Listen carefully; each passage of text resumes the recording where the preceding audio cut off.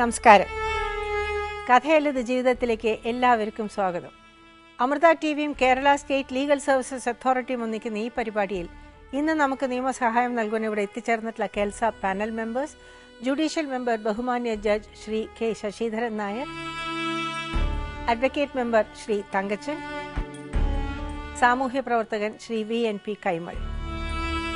എല്ലാവർക്കും സ്വാഗതം.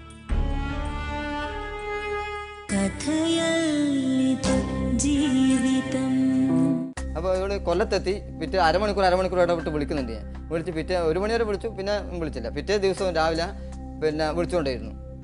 ഇവർ നേരെ പോയത് കൊട്ടിയത്തില്ല, ഇവരെ അമ്മമ്മയുടെ വേറൊരു അമ്മമ്മയുടെ വീട്ടിൽ. ആ പെണ്ണുങ്ങളെ ഞാൻ കണ്ടിട്ടില്ല. അപ്പോൾ അവരെ വീട്ടിൽ പോയിട്ട് അവരെ വക ഗർഭിണിയായ പെണ്ണല്ലേ 2500 രൂപ അവരെ കൊടുത്തു. ഈ പൈസ ഒക്കെ എടുത്തിട്ട് ഇത്രയും പൈസ എടുത്തിട്ട് ഇവരെ കൈവിലും പൈസ ഉണ്ട്, ഇങ്ങോട്ട് വരാനും അങ്ങോട്ട് പോകാനും ഇവരെ മേരി എന്ന പെണ്ണുങ്ങളെ ഇവരെ അമ്മച്ചിൻ്റെ കൈവിലും പൈസ ഉണ്ട്. ഇവർ ആ വീട്ടിലെത്തുമ്പോൾ തന്നെ ഉച്ചക്ക് 2 മണിയായി. ഞാൻ പറഞ്ഞ കൊല്ലത്ത് കടക്കലുള്ള വീട്ടിൽ ഇരട്ടക്കുളം സ്ഥലത്ത് അത് അവരെ കൂട്ടുകാരിന്റെ വീട്ടിലൊക്കെ പോയത്. അതാ പറഞ്ഞു വരുന്നത്. ഞാൻ ഇവര് വീട്ടിലെത്തിയിട്ട് ഞാൻ ഇങ്ങനെ വിളിച്ചു വന്നു. അവരെ ബന്ധുവിന്റെ വീട്ടിൽ നിന്നും പൈസ മേടിച്ചിട്ട് ബന്ധുവിന്റെ വീട്ടിലും പൈസ മേടിച്ചിട്ട് അവർ വീട്ടിലെത്തി. വീട്ടിലെന്ന് പറഞ്ഞാൽ അവരുടെ വീടാണോ കൂട്ടുകാരിന്റെ വീട്? അതാ ചോദിക്കണം. കാരണം നിങ്ങൾ കൊല്ലത്ത് അവർക്ക് വീടില്ല എന്ന് പറഞ്ഞുകൊണ്ട് ചോദിക്കുക. കൂട്ടുകാരിയുടെ വീട്ടിലേക്കാണ് എത്തിയത്. കൊല്ലത്തുള്ള അവരുടെ കൂട്ടുകാരുടെ വീട്ടിൽ. ആരുടെ കൂട്ടുകാരിയാണ്? മേരിയുടെ കൂട്ടുകാരി, ഇവിടെ അമ്മേന്റെ കൂട്ടുകാരിയുടെ വീട്ടിലേക്ക്.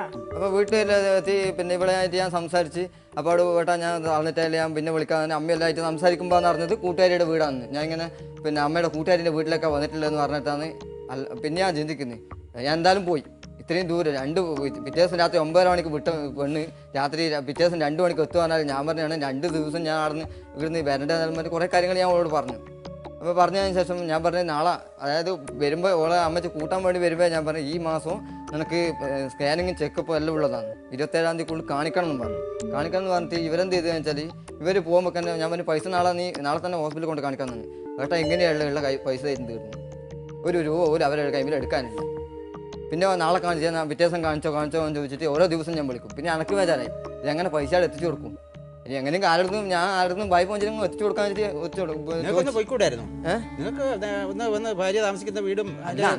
ഇത്രയും ദൂരം വരണ്ടെങ്കിൽ വണ്ടി പൈസ വേണ്ടേ? പെട്ടെന്ന് ഒരു വിചാരിച്ച കാര്യമല്ലേ, ഭാര്യയുടെ കാര്യത്തിന് കാശ് ഉണ്ടാക്കാൻ അതിനൊക്കെ അല്ലേ കാശുള്ളത്? അല്ലേ അതിനുള്ള കാശ് ഇവർക്ക് കൊടുത്തുവിട്ടിരുന്നു. അല്ല എങ്കിൽ തന്നെയും ഈ ഒരു അവസ്ഥയില് കൂട്ടുകാരുടെ വീടാണ് എന്നൊക്കെ അറിഞ്ഞതിന് ശേഷം നിങ്ങൾ അതേക്കുറിച്ച് അന്വേഷിക്കണ്ടേ?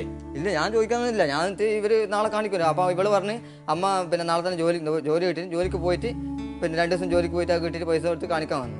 അപ്പോൾ അമ്മ ജോലിക്ക് പോയ 2 ദിവസം ജോലിക്ക് പോയി. അപ്പോൾ ആ പോയാൽ നിൽക്കുന്നത് ഇവള് പിന്നെ അമ്മച്ച് വീണിട്ട് തലയൊക്കെ എന്തോ പൊട്ടുമോ സ്റ്റിച്ച് ഇടുകയും ചെയ്തു.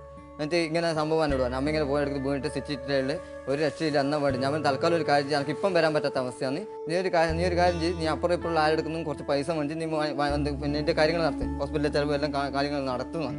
എന്നിട്ട് ഞാൻ വന്നിട്ടാകുമ്പോൾ പൈസ തരാൻ വന്നു, അനക്ക് കിടിയാനും പരിചയമില്ല. എന്നിട്ട് ഇവർ കാണിക്കാന്ന് പറഞ്ഞിട്ട് നാളെ കാണിക്കാൻ വേണ്ടി നീട്ടിക്കൊണ്ടുപോകാനാണ് ഇവർ തരാം. ജനുവരി മാസം പിന്നെ ജനുവരി മാസം വരെ ആയിട്ട് ഇവർ കാണിച്ചില്ല.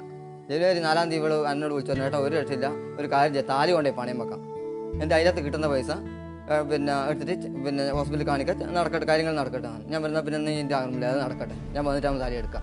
പിന്നെ വേറെ ഒരു മാർഗ്ഗം ഇല്ലെങ്കിൽ അത് ഞാൻ ഇവള് താലി കൊണ്ടേ പണയം വെച്ച് 1600 രൂപ ഇവക്ക് കിട്ടി. കഴിച്ച് ബാക്കി 400-300 അങ്ങനത്തെ ഇവിടെ കയ്യിലിടും. ഞാൻ പറഞ്ഞു ഒരു കാരണവശാലും നീ അത് കളയാൻ പാടില്ല. ഇതേ അവസ്ഥ എന്നും ഉണ്ടായിക്കഴിഞ്ഞാൽ ഈ പൈസ എങ്കിൽ നിനക്ക് ഉപകരിക്കും. എൻ്റെ അമ്മക്ക് കൊടുക്കാൻ പാടില്ല വന്ന് ഈ അമ്മച്ചിക്ക് പണം വേണ്ട.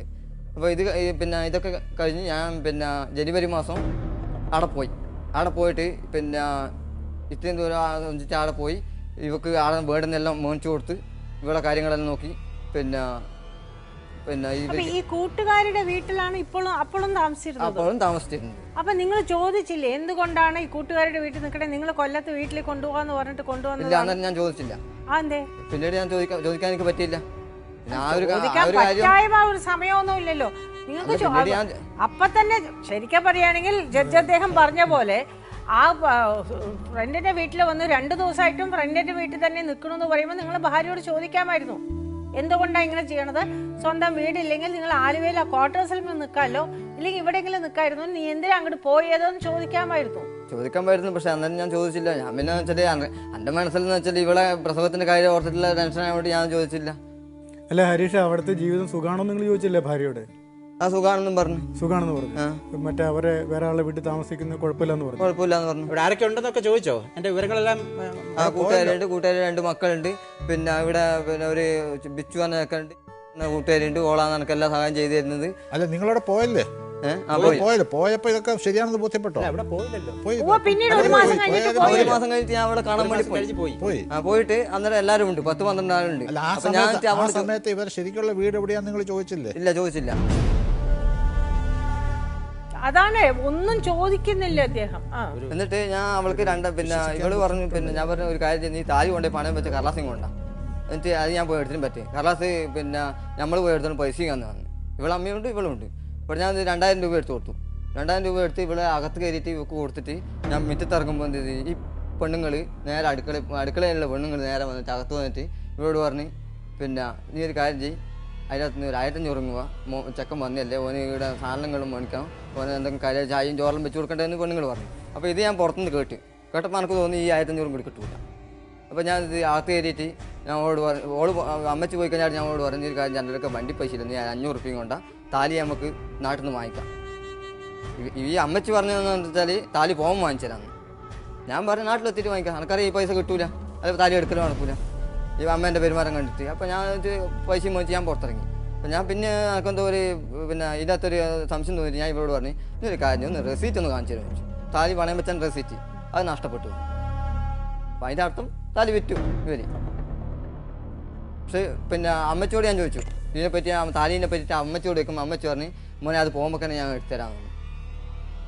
ഇങ്ങനെയൊക്കെ ചോദിച്ചു എന്ന് പറയുന്നത് പ്രസവത്തിനൊക്കെ മുമ്പാ? പ്രസവത്തിന് മുമ്പ് 1 മാസം കഴിഞ്ഞ് ചെന്നപ്പോൾ ഇങ്ങനെ പ്രശ്നം അടിയുണ്ട്. അപ്പോൾ ഇവള് നിങ്ങളുടെ ഭാര്യ നിങ്ങളുടെ സ്നേഹത്തിൽ തന്നെയാണ്? നല്ല സ്നേഹത്തില്ല, അതൊന്നും ഒരു കുഴപ്പമില്ല. നേരത്തെ ഉള്ള രീതിയിൽ തന്നെ നല്ല ഇതിലായിരുന്നു പെരുമാറിയത്. അപ്പോൾ അവിടെ പിന്നെ അവിടെ ഒരു വിച്ചു പറഞ്ഞ ചങ്ങായിട്ട്, അപ്പോൾ അവനെല്ലാം സ്വന്തം അനിയനെ പോലെ കണ്ട് ഇവന്ന് വെച്ചാൽ ഈ ചെറുക്കൻ പിന്നെ അന്നേരം ഒരു കടക്കൽ എന്ന് പറഞ്ഞ സ്ഥലത്ത് ടയർ റീസോളിങ്ങിൻ്റെ ജോലിക്ക് പോകുന്നതാണ്. അത് ആ സ്ഥലം ഞാൻ കണ്ടിട്ടുണ്ട്. അവനുമായിട്ട് കൂട്ടുകെട്ടാൻ നല്ല നമ്മളെ വെച്ചാൽ സ്വന്തം അനിയനെ പോലെ ഞാൻ കണ്ടിട്ട് നോക്കിയതാണ്.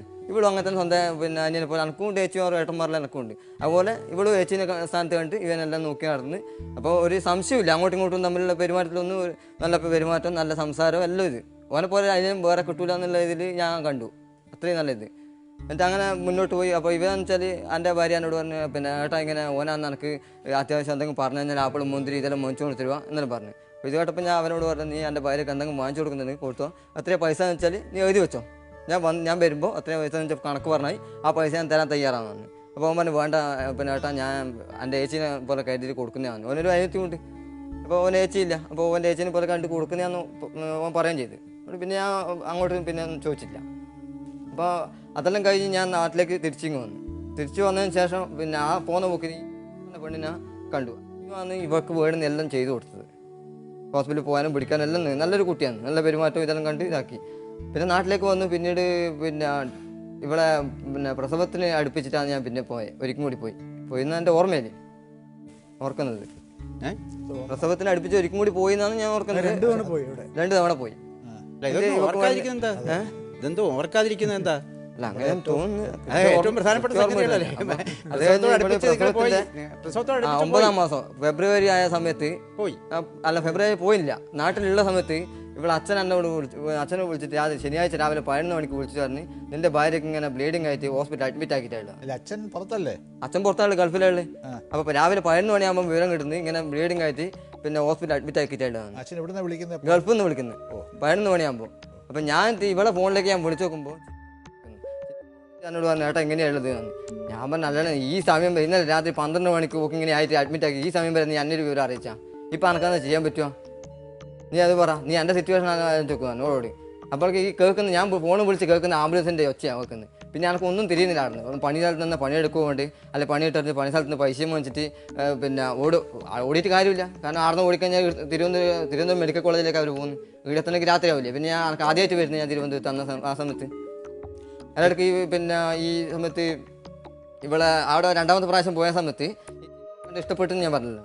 കണ്ട് ഇഷ്ടപ്പെട്ടിട്ട് അവന് വേണ്ടിയിട്ട് ഒരു ചെറുക്കൻ ആലോചിച്ചു നാട്ടിൽ. അപ്പോൾ അവളെ ഫോട്ടോ വാങ്ങിച്ചിട്ടാണ് ഞാൻ ഇവനെ ആടുന്ന് വന്നത് രണ്ടാമത്തെ പ്രാവശ്യം. ചെറുക്കനെ കാണിച്ചു, ചെറുക്കനും കണ്ട് ഇഷ്ടപ്പെട്ട്. അപ്പോൾ ഞാൻ പറഞ്ഞു പിന്നെ ഞാൻ പറഞ്ഞ ഒരു കാര്യം, അവളെ പ്രസവത്തിന് നമുക്ക് പോവാം, അന്നേരം റെഡിയാക്കാമെന്ന്.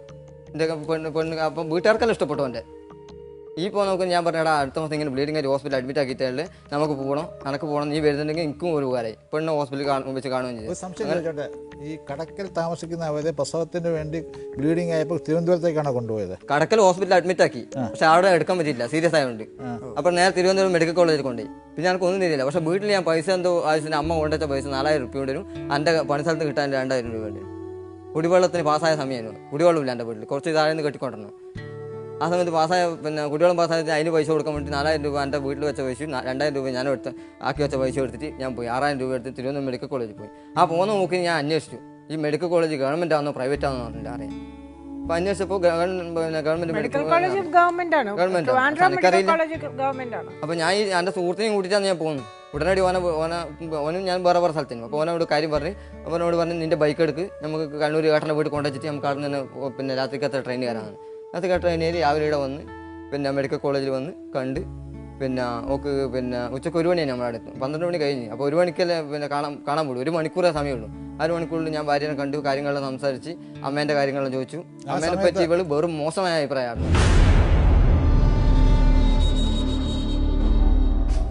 ഭാര്യയുടെ കയ്യിൽ 2500 രൂപ കൊടുത്ത് ഏൽപ്പിച്ചിട്ടാണ് വന്നത് ഞാൻ.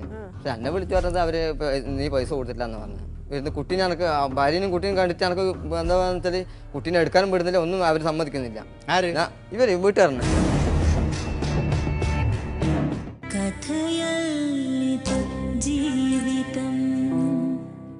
ഈ അമ്മ രാവിലെ പോയി കഴിഞ്ഞാൽ അടിച്ചു പൊളിച്ചിട്ട് ഇരിക്കല ഈ പൈസ.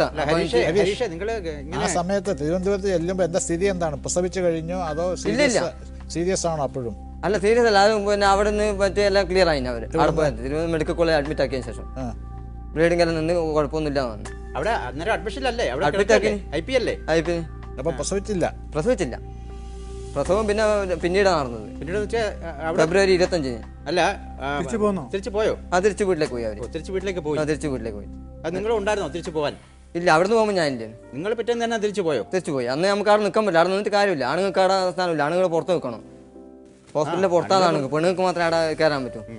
എന്നിട്ട് ഞാൻ 1 മണിയാകുമ്പോൾ കയറി ഓളോട് സംസാരിച്ച് ഓട് പറഞ്ഞ് ഏട്ടാ പൈസ ഒന്നും കൊണ്ട് വെച്ചു. ഞാൻ പറഞ്ഞ് 2500 രൂപ ഉണ്ട്. 2500 രൂപ അവർക്ക് കൊടുത്ത് ഞാൻ പുറത്തിറങ്ങി. പിന്നെ ശേഷമാണോ നിങ്ങൾ കൂടെ പോയത്, അതോ നിങ്ങൾ തിരിച്ചു പോയത്, അതോ ഡിസ്ചാർജ് ആവുന്നതിന് മുമ്പേ നിങ്ങൾ മുമ്പേ നമ്മൾ പോയി. അത് നിന്നിട്ട് കാര്യമില്ല.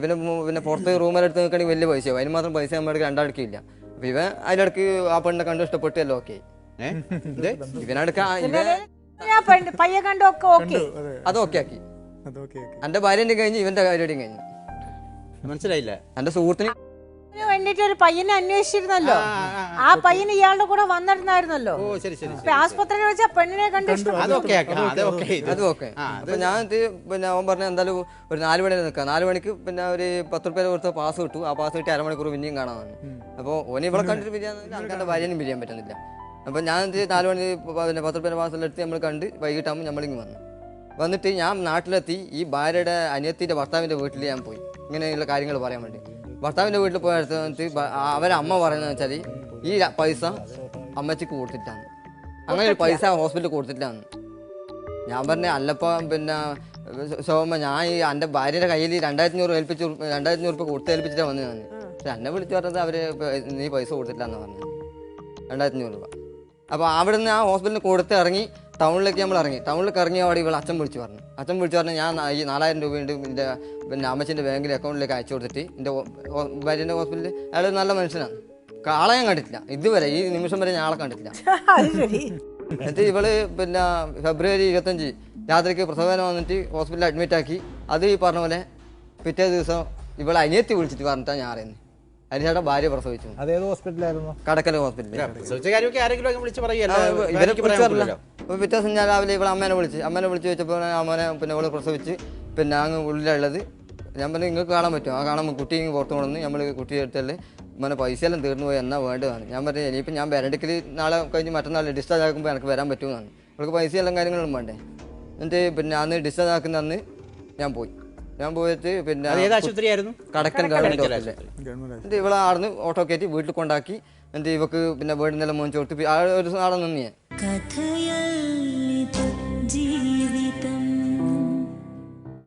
നിന്നപ്പോൾ വെച്ചാൽ പിന്നെ ഇത് ഈ കുട്ടീനെയും ഓളി അകത്ത് കൊണ്ടേ കടത്തി. ഞാൻ അവിടെ ഇരുന്ന് കുട്ടീനെ എനിക്ക് ഭാര്യനും കുട്ടീനും കണ്ടിട്ട് എനിക്ക് എന്താണെന്ന് വെച്ചാൽ കുട്ടീനെ എടുക്കാനും വിടുന്നില്ല, ഒന്നും അവർ സമ്മതിക്കുന്നില്ല. ഇവര് വീട്ടുകാരനെ എന്തോ അവർക്കെന്തോ ഒരു പിന്നെ കുട്ടീനെ എല്ലാവരും എടുക്കുന്നുണ്ട്. പക്ഷെ എനക്ക് കിട്ടുന്നില്ല, എൻ്റെ ടൈം കിട്ടുന്നില്ല. എനക്ക് എടുക്കാനുള്ള ഒരു പിന്നെ ഒരു എന്നിട്ട് ഇവളും കുട്ടിയും കിടക്കുമ്പോൾ ഞാൻ പുറത്ത് കയറി അവരെ മുറ്റത്തിരുന്നിട്ട് ഞാൻ ഇങ്ങനെ നോക്കുമ്പോൾ ഈ കിടന്ന ആകവും ചാണകം തേച്ചാകാം. അപ്പോൾ ഈ സകലയാളും വരുന്നതെന്ന് വെച്ചാൽ ചെരുപ്പിട്ട് ചവിട്ടിക്കൊണ്ട് ഒരു വീട്ടിൻ്റെ അകത്ത് കയറുമ്പോൾ മര്യാദ പറഞ്ഞാൽ ചെരുപ്പ് പുറത്തയച്ചിട്ട് വേണം വീട്ടിൻ്റെ അകത്ത് കയറാണ്ടിരിക്കുന്നത്. വീടില്ല ആടെയിൽ ചുറ്റുവട്ടുള്ള ആൾക്കാർ തേച്ച് കുട്ടീനെ കാണാൻ വേണ്ടി വന്ന് കുട്ടീനെ അകത്ത് കയറി പിന്നെ അവരെല്ലാം കാണുന്നുണ്ട്. അപ്പോൾ ഞാൻ ഈ മുറ്റത്തിരുന്ന് നോക്കുമ്പോൾ വെച്ചാൽ പൊടി ഇങ്ങനെ പാറിക്കൊണ്ടേ ഇരിക്കണം മേലോട്ട്. അപ്പോൾ ഇതല്ലേ നമുക്ക് പോലും അകത്തിരുന്ന് ശ്വസിക്കാൻ പറ്റുന്നില്ല. അതിലേക്ക് ഈ കുട്ടിയെ ചോദിച്ചു കഴിഞ്ഞാൽ ഈ കുട്ടിക്കെന്തെങ്കിലും പറ്റിക്കഴിഞ്ഞാൽ ഞാനല്ലേ കെട്ടിത്തരേണ്ടി വരുമോ. ഞാൻ പിന്നെ കുട്ടീൻ്റെ അടുത്ത് കിടന്നിട്ട് ഞാൻ തോട്ടത്ത് വീശി കൊടുത്തു. ആ സമയത്ത് ഇവർ രണ്ടാളില്ല, പെണ്ണിൻ്റെ അമ്മ അടിയില്ല. പെണ്ണിൻ്റെ അമ്മ വെള്ളം എടുക്കാൻ വേണ്ടി പോയ പെണ്ണുങ്ങൾ വന്ന് പറഞ്ഞതെന്ന് വെച്ചാൽ 3-4 മാസം കാണെടുക്കുന്നില്ല നീ, അപ്പോഴേക്ക് എനിക്ക് തുടങ്ങിയതാണ് സൂക്കേട്. എന്നിട്ട് പെണ്ണുങ്ങളെ ചിന്ത മാറി ആടാ. ഞാൻ എൻ്റെ കുട്ടീൻ്റെ അടുത്ത് കിടന്നിട്ടില്ല, ഭാര്യ അപ്പുറം കിടന്ന് ഞാൻ ഇപ്പുറം കിടന്നു. എന്നിട്ട് ഈ പെണ്ണുങ്ങളെ മനസ്സ് മാറിയാടാ. പെണ്ണുങ്ങളെ വിചാരം വേറെന്തോ ആണ് ഉദ്ദേശം. നിങ്ങളുടെ ഭാര്യ അല്ല, എൻ്റെ ഭാര്യ അവിടെ കിടത്തി, എൻ്റെ ഭാര്യയും കുട്ടീനെ അവിടെ കിടത്തി. അവിടെ പോയി കുട്ടീൻ്റെ അടുത്താണ് ഞാൻ കിടന്നത്. ഇവളെ അമ്മേനാ അങ്ങനെ പറയോ? അല്ല പെണ്ണുങ്ങളെന്ന് പറഞ്ഞാൽ നാട്ടില് കുറെ പെണ്ണുങ്ങളുണ്ട്. ഇവളെ അമ്മേനാ. അമ്മ എടുത്ത് വരുമ്പോ ഇങ്ങനെ സംഭവം കണ്ടു എന്നോട് ഇങ്ങനെ പറഞ്ഞു. പിന്നെ കുറെ മാസങ്ങളായി കാണാണ്ടിരിക്കുന്നില്ല എന്നിട്ട് ഇങ്ങനെ സംഭവം പറഞ്ഞ് ഞാൻ ഈ പെണ്ണുങ്ങൾ എന്നെ വഴക്ക് പറഞ്ഞിട്ട് ഞാൻ തുള്ളി എണീറ്റ് അറിയത്ത് വന്നാടിയിരുന്നു. തുള്ളി എണീറ്റ് അറിയത്ത് വന്നാടിയിരുന്നു. അവരെ വീട്ടിന്റെ പുറത്ത് വന്നാടിയിരുന്നു കസലെല്ലാം പറഞ്ഞു. പിന്നൊന്നും പറയാനില്ല. ഞാൻ പിന്നെ അതൊരു പണ്ടത്തെ ചിന്തയാണ്. ഭാര്യയെ കാണാൻ പോലും സമ്മതിക്കില്ല. അപ്പൊ ഇവരോട് ഞാൻ ചോദിച്ചു, അല്ല ഈ ഭാര്യയുടെ അടുത്ത് കടന്നു കഴിഞ്ഞാല് ഭർത്താവ് അടുത്ത് കടന്നു കഴിഞ്ഞാല് എന്നാ സംഭവം എന്ന് ചോദിച്ചു. അങ്ങനെ കിടക്കാൻ പാടില്ലടാ, അങ്ങനെ ഭാര്യ പ്രസവിച്ച് വന്ന് കുട്ടീനെ അടുത്ത് കിടക്കുമ്പോൾ കിടക്കാൻ പാടില്ല എന്ന് പറഞ്ഞു. ഞാൻ ശരി എനിക്കറിയില്ല, ശരി ഞാൻ കിടക്കുന്നില്ല. അപ്പോൾ കുട്ടീനെ അടുത്ത് അവർ പുറത്തിറങ്ങുമ്പോൾ ഞാൻ കുട്ടീനെ എടുത്തോളൂ പറഞ്ഞിട്ട് എടുത്തു. ഞാൻ ഇതിലായിരുന്നു എടുക്കുന്നില്ല. പിന്നെ കുട്ടി എല്ലാവരും എടുക്കുന്നത്. ചില സമയത്ത് പിന്നെ ഈ വിച്ചു പറഞ്ഞതൊക്കെ പിന്നെ കുട്ടീനെ എടുത്തിട്ട് പുറത്ത് വരുമ്പോൾ നമ്മൾ ഇവിടെ വന്ന് കുട്ടീനെ നോട്ടാൻ എന്നിട്ട് കുട്ടീനെ എടുത്ത് മടിയിൽ വെക്കും. ആ സമയത്ത് എന്ത് ഇവിടെ എന്ത് ചെയ്യും, കുട്ടിക്ക് പാൽ കൊടുക്കട്ടെ എന്നിട്ട് എൻ്റെ കയ്യിൽ നിന്ന് 5 മിനിറ്റ് എൻ്റെ കുട്ടി എൻ്റെ മടിയിൽ ഇരിക്കുമ്പോൾ 5 മിനിറ്റ് ഉണ്ട് എടുത്ത് പോയി. പിന്നെ കുട്ടിക്ക് പാൽ കൊടുക്കട്ടെ ആരും കൊടുക്കാൻ എടുക്കാൻ പറ്റില്ല. ഇവിടെ എടുത്ത് പോയി ഞാൻ ഒന്നും മിണ്ടാന്ന്. നിനക്കറിയില്ല ഇത് വേറെ ആളെ വീടാണെന്നറിയില്ലേ, നീ എന്തിനാന്ന് നിൻ്റെ അമ്മേനെയും കൂട്ടി വന്നതിന് പറഞ്ഞിട്ട് കുറേ വഴക്ക് പറഞ്ഞാണ് എൻ്റെ അമ്മേനെ. ഭയ്യ എൻ്റെ അമ്മയായിരുന്നെന്ന് പറയണ്ടേ മേഡം, കാല് പിടിക്കുന്ന പോലെ എൻ്റെ മുമ്പിന്ന് കരഞ്ഞു പറഞ്ഞു. ഭാര്യയുടെ അമ്മ ഇങ്ങനെ പറയുന്നത് എൻ്റെ ഭാര്യ അടക്കം കേൾക്കുന്നുണ്ട്. ഓളെ അമ്മ പറയുന്നത്, അമ്മ പറയുന്നതിനോട് സപ്പോർട്ട് ചെയ്യാം. ഭയ്യ ആട്ടി പുറത്താക്കി. ഭയ്യ അമ്മച്ചി കരഞ്ഞോണ്ട് പിന്നെ ഓളെ അമ്മച്ചോട് ഞാൻ പറഞ്ഞു. അമ്മ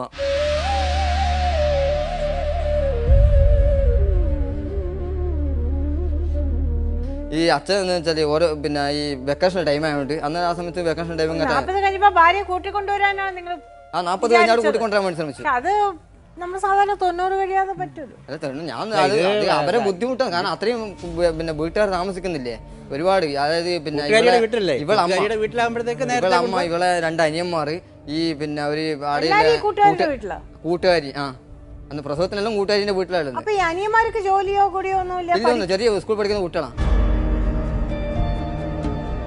5 മിനിറ്റ് കൂടി ഉണ്ട്, നീ എന്തെങ്കിലും തീരുമാനം എടുക്കുക. ഞാൻ പറഞ്ഞു പോയാൽ പറ്റുന്ന പോയാൽ പറ്റും. ബസ് കയറി നമ്മളവിടുന്ന് വിട്ടു. ബസ് വീട്ടിൽ അന്നേരമാണ് ഇവള് എൻ്റെ ഭാര്യ എന്നോട് പറഞ്ഞ് വിച്ചു എൻ്റെ കുട്ടീൻ്റെ തലത്തോട് സത്യം ചെയ്ത് നീ ആൻസർ ചേച്ചി പിന്നെ ചക്കൻ ഇങ്ങോട്ട് വന്നിട്ടില്ല ഞാൻ മരിക്കുന്നതാണ്. എങ്ങനെയാണ് വിച്ചു ആണ് ചക്കയെ എൻ്റെ ഭാര്യേൻ്റെ പിന്നെ കുട്ടീൻ്റെ തലത്തോട്ടിട്ട് സത്യം ചെയ്തതിന് പോലും പിന്നെ ഇങ്ങനെ ആൻസർ ചേച്ചു കുട്ടി ഇങ്ങോട്ട് വന്നിട്ടില്ലെങ്കിൽ ഞാൻ മരിച്ചു കളയുന്നു. തനക്ക് സംശയം അങ്ങനെ സംശയമില്ല, ഒരു കാര്യമില്ല. അനക്കോട് സ്നേഹമാണെന്ന് വിശ്വാസമാണ്. അതിന്റെ പേരിൽ ഞാൻ ഇതൊന്നും ശ്രദ്ധിച്ചില്ല. വീട്ടിലെത്തിയത് ബിച്ചുവിന്റെ 2 ഫോട്ടോ ഇവളെ ഡയറിയും കൊണ്ടുവന്നു. ആ ഡയറിയിൽ ഇവളെ 2 ഫോട്ടോ വിച്ചുവിന്റെ. അപ്പൊ ഈ കുട്ടികൾ ഇത് കണ്ടിട്ട് ഷർട്ടും വിച്ചുവിന്റെ കാണാണ്ട് എടുത്ത് കൊണ്ടുവന്നേ. പിന്നീട് പിന്നെ ഒരേ ഫോൺ വിളിയായി. ഫോൺ വിളിച്ച് ഞാൻ പറഞ്ഞു, നീ ഫോൺ വിളിക്കുന്നത് തെറ്റൊന്നുമില്ല, എൻ്റെ അനിയനെ വിളിക്കുന്നതല്ലേ, എൻ്റെ കുട്ടീൻ്റെ കാര്യം നോക്കണം. പിന്നെ അത് ഇവള് കുട്ടി എൻ്റെ മുമ്പ് കുട്ടിക്ക് പാൽ കൊടുത്തോണ്ടിരിക്കുമ്പോൾ ഇവൻ വിളിച്ചപ്പോൾ ഞാൻ ഫോൺ എടുത്താൽ ഇവൾ കട്ടാക്കി. എൻ്റെ കൂറ്റാടാട് ഇവൻ കട്ടാക്കി ഞാനിത് പിന്നെ ഞാൻ ഇവളോട് പറഞ്ഞു, നീ സ്വന്തം അനിയനെ പോലെ അവനെ കാണുന്നു, ഓൻ നിന്നെ അങ്ങനെ കാണുന്നില്ല.